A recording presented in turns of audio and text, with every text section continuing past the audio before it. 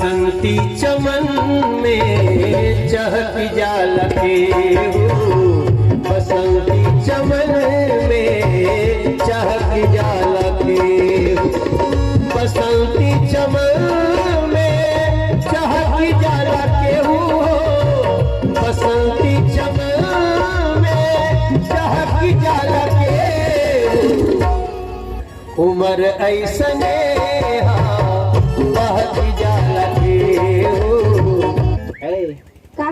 एगो गीत गाओ ना। तेरे कारण मेरे कारण। अब तू गावा। पहेला पहेला जब आइले गावनावा, आइले गावनावा, फूटाला करमावा हमारे बातों के कौन तकलीफ बारे भैया? हाँ बोल बहन। दारू पी के आवत था, रोज मारत था भैया। करे सरवा पैसा कहाँ से पावत है रे दारू पिए के? हमार करम फूटी गवा भैया। अरे आप करम तोर हम नहीं फोड़ा रे, इको तोर मातरिया गुजरी फोड़े बा। अरे भैया अंगूठी सिकड़ी हाँ जौन कुल दिहे रहा सब बेच के पी डाले बा। चल सारे के खिचड़ी लेके आओ तब बुजुर्ग भाई से पूछो, घबरो मत। अरे भैया करे तोर बुढ़िया उजरी डहा था का तो के रे? अरे मोरे भैया मत रो चुप लगाओ। चल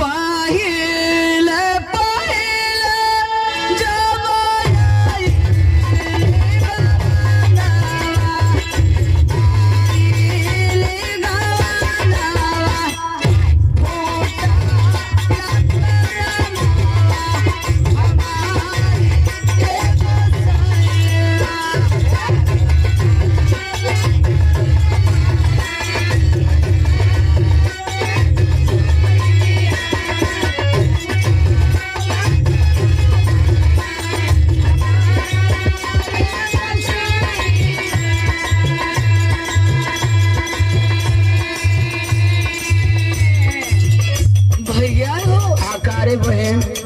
अरे भैया पहले आए हम जान गए मोरे भैया। आए हाय का जाने रे रात में का किस रे? सुना भैया। हाँ बोलू। ऊंचे ऊंचे महलिया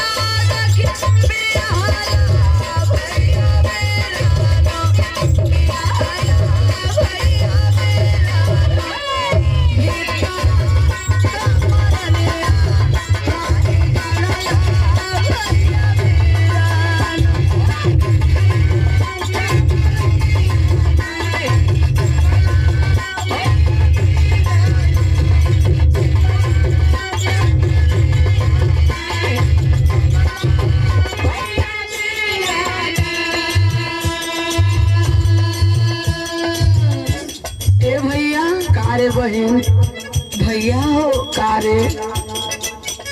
अरे भैया करे तो के सरदू धैलिए बा कारे काहे ने कुरवा तोर बहुत अरे तो के मछली नहीं खियावत का सरवा रे? अरे भैया सुना इतनी तकलीफ बा भैया का बताई? अरे तो चिचिया भरिया पूछबे के हमरे का परवा पर पूछबे। माई मोरा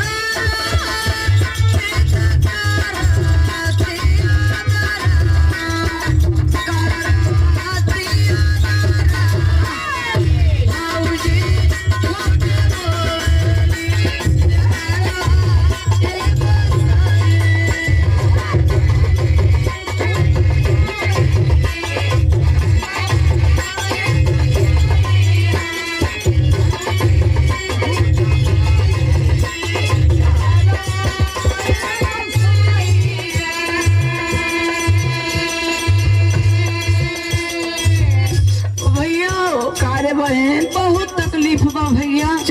चलो तकलीफ बा का करे? चलो तो के लिए आए चलो जैसे इतना दिन रखे रहे उसे रखो का करो। ऊंची ऊंची महलिया भैया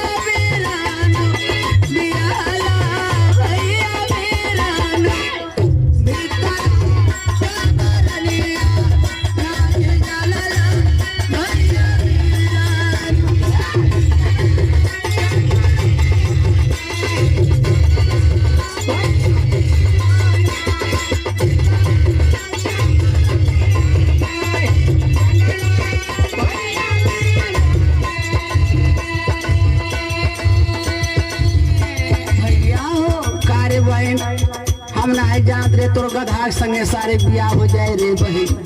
अरे भैया गोवा मोह फुकना न करम हमार फोड़ दिहे से। अब गोवा से बढ़ के तो महतरिया कुल गुजरी डाहे से नहीं कुल हो बंद करते। अरे भैया ये देखा ओरिजिनल चीज है सात नदिया का।